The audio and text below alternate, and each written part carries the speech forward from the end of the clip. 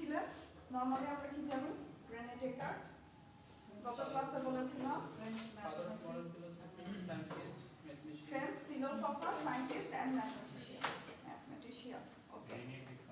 He is considered the founder of modern Western philosophy. He is the father of rationalism as well. Right now? Achha. He constructs a completely new philosophical method. Modern philosophy has started by Rene Descartes. Descartes was a mathematician. Being a mathematician, he was greatly influenced by philosophical problem. Descartes traditional philosophy ke mane previous views এবং ideas গুলোকে কি করেছিল challenge করেছিল reject করেছিল এবং এই reject করে সে চিন্তা করেছিল যে আমি ফিলোসফিকে নতুন ভাবে সাজাবো নতুন আঙ্গিকে নতুন ভাবে That's why he created a systematic method. It's called method of doubt. For this purpose, he rejected all these old beliefs and faiths and ideas, and that's why he declares that there is nothing certain and clear, and he started to his philosophy with method of doubt. That's why he begins his philosophy with method of doubt.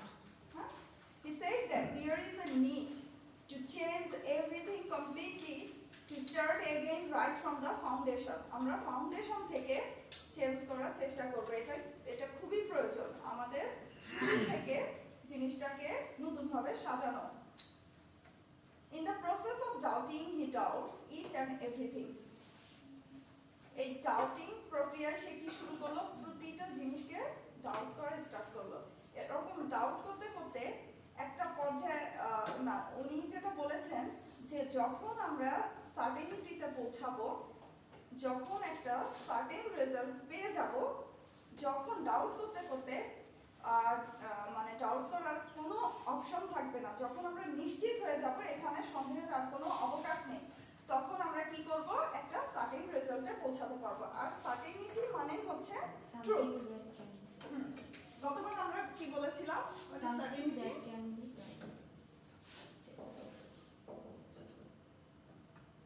Certainty হচ্ছে can be doubted it's being unable to doubt can be doubted হচ্ছে certainty and truth এটাই হচ্ছে truth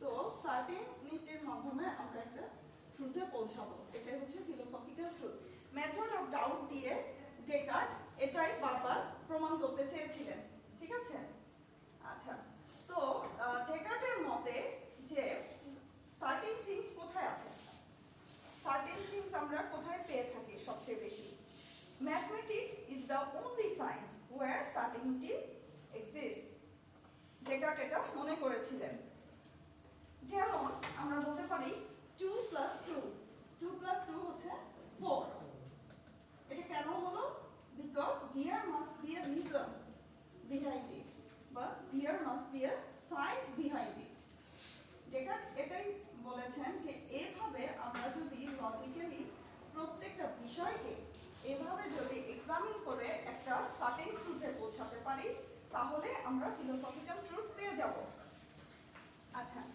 Descartes এখন তার এই method of ডাউটকে তিনটি ডোমেইনসে ভাগ করেছেন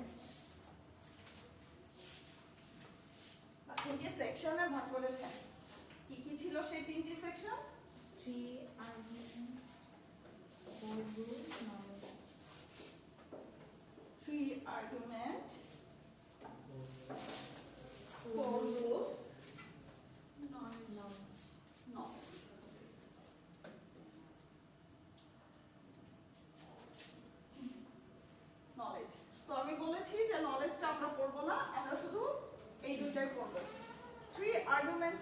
আমরা পেয়েছিলাম sense sense perception, dream argument,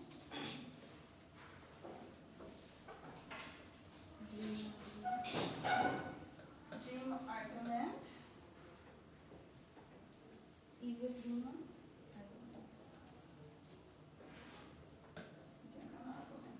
আচ্ছা আরেকটা ব্যাপার, যেটার সন্দেহ করতে করতে একটা জিনিস ধারণা করলেন যে আমরা সন্দেহ করব, তার আগে আমাকে প্রুফ করতে হবে যে আমার অস্তিত্ব আছে কিনা, আমি এক্সিস্ট করি কিনা।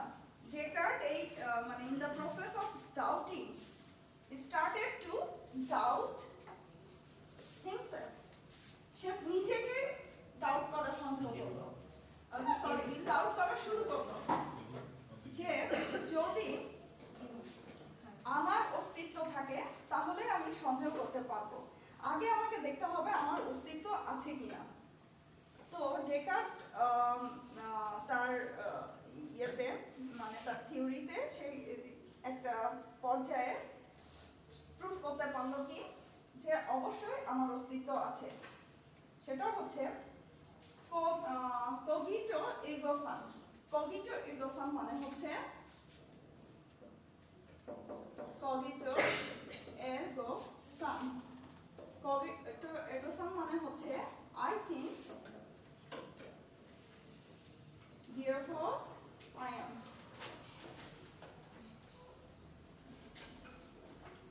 ডেকার্ট এই সিদ্ধান্তে উপনীত হলো যে I think therefore I am মানে আমি এক্সিস্ট করি, আমার এক্সিস্টেন্সটা সত্য, ট্রুথ, এটাই সার্টিন ট্রুথ, আমি এক্সিস্ট করি। কিন্তু আমি কিভাবে এক্সিস্ট করি, এটা কিভাবে প্রমাণ করলো যে আমার সবচেয়ে বড় প্রমাণ হচ্ছে যে আমার অস্তিত্ব, আমার চিন্তাশীলতা, আমার চিন্তাশীলতাই হচ্ছে আমার অস্তিত্বের সবচেয়ে বড় প্রমাণ। তখন সে এই কগিটো এরগো সাম, এটা মানে কগিটো এরগো সাম মানে I think therefore I am, এই থিওরিতে বা এই ইয়েতে সিদ্ধান্তে উপনীত হলো যে আমি চিন্তা করতে পারি, আমার চিন্তাশীলতাই হচ্ছে আমার অস্তিত্বের প্রমাণ, তার মানে আমি এক্সিস্ট করি। ঠিক আছে, আচ্ছা এখন আসি আমরা আর্গুমেন্টে।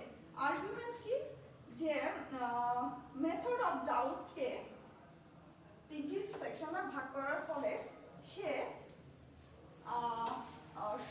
মানে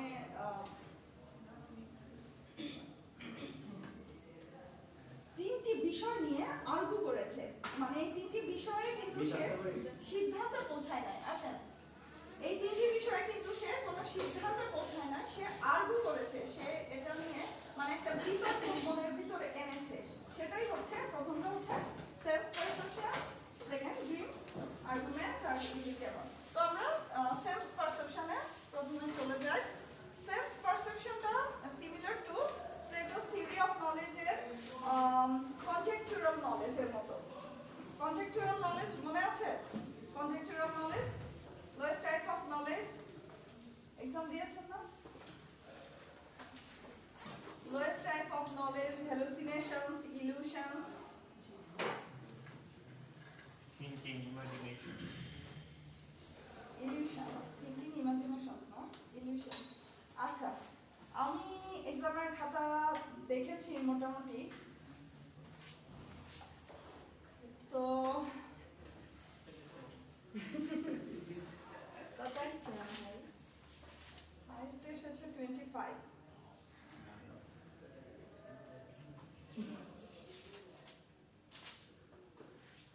তো মোটামুটি ভালো, খুব একটা খারাপ হয়নি, আবার খুব একটা ভালো হয়নি। আচ্ছা আমি ইয়েতে চলে যাই, আমাদের সময় খুব কম, 10:30 পর্যন্ত না ক্লাসটা। আচ্ছা, সেন্স পারসেপশন। সেন্স পারসেপশন বলতে আমরা বুঝি যে the sense sometimes deceive. Sense sometimes deceive. Sense কি, আমাদের 5টা সেন্স অর্গান থাকে, তো এই 5টা সেন্স অর্গান মাঝে মাঝে আমাদেরকে কি ডিসিভ করতে পারে। Descartes reflect on that fact, Descartes reflect the fact that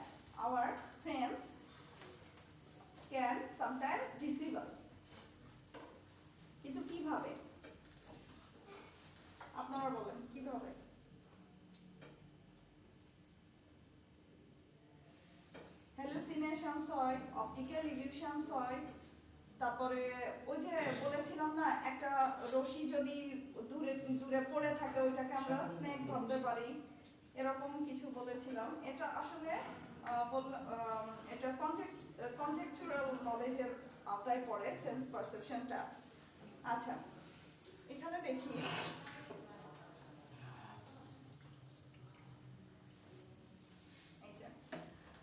Descartes reflects on the fact that our senses sometimes deceive us.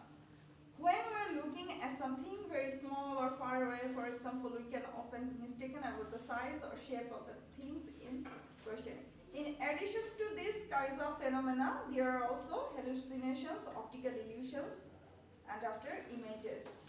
For example, a straight stick might look bent when sticking halfway out of water. বোঝা গেল? একটা straight stick কি হয়, মাইট look band, দেখতে বাঁকানো মনে হয় যখন স্টিকটার অর্ধেকটা একটা পানিতে ডুবানো থাকে, অর্ধেকটা স্টিকের অর্ধেকটা যখন পানিতে ডুবানো থাকে ওটা দেখতে লাগবে বাঁকানো। আসলে কি ও বাঁকা হয়ে গেল পানিতে ডুবানো?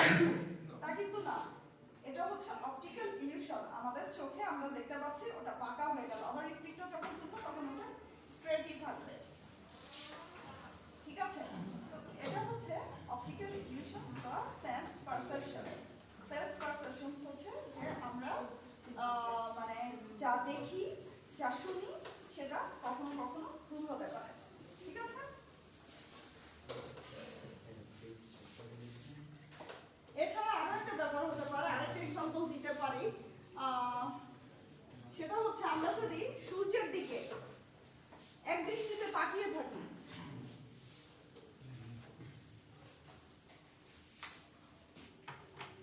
আমরা যদি সূর্যের দিকে এক দৃষ্টিতে তাকিয়ে থাকি তারপরে যদি আমাদের দৃষ্টি সরিয়ে নিয়ে অন্যদিকে দেখি, কালো দেখা যাবে না।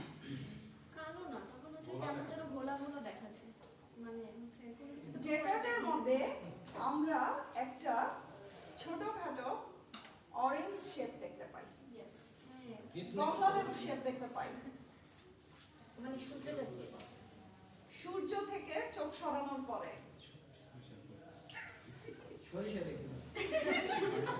না গোল গোল, হ্যাঁ এটা তো লাইটের ক্ষেত্রে